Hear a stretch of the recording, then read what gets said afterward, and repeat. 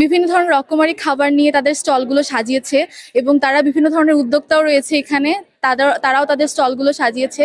আমি এখন এখানে সঞ্চালনায় রয়েছি, নিজেকে খুবই ভালো লাগছে এই অনুষ্ঠানের সাথে সম্পৃক্ত হতে পেরে।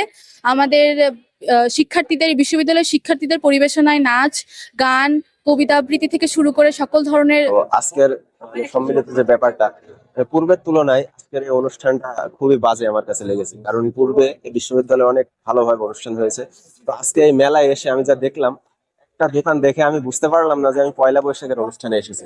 কারণ কোনো ধরনের কোনো মনোগ্রাম নাই। আর তুলনামূলকভাবে আমি পূর্বে অনেক অনুষ্ঠান দেখেছি, সেই তুলনায় আজকে আমার ভালো লাগেনি ভিউটা। তো প্রশাসনকে বলবো, একটা বিশ্ববিদ্যালয়ের মতো স্থানে যেন ভালো কিছু করে। কারণ এইগুলো যদি আমরা বাইরে দেই, তাহলে অন্য বিশ্ববিদ্যালয়ের অনুষ্ঠানের তুলনায় আমাদের সম্মানটা থাকে না। তো এটাই আমার দাবি আর কি। তো ভবিষ্যতে যেন আমাদের অনুষ্ঠানগুলো আরো ভালো হয়, এটাই আমার আশা। আর আমি হচ্ছে একটা স্টল দিয়েছি আজকে। আমার স্টলের নাম সাদে সাজে বৈশাখ।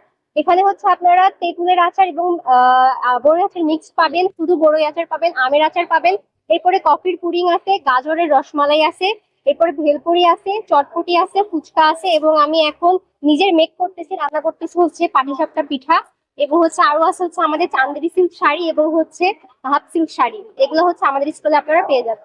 বলতে গেলে খুব ভালো একটা পরিবেশের মাধ্যমে এই অনুষ্ঠানটা সম্পন্ন হচ্ছে। অনেক কিছুই হয়তো পাওয়ার ছিল, অনেক কিছু হয়তো পাই নাই।